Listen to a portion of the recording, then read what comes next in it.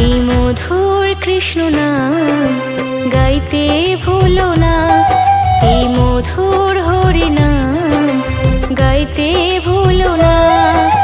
শ্রীকৃষ্ণের দুই চরণ করো গো সাধনা, শ্রীকৃষ্ণের দুই চরণ করো গো সাধনা।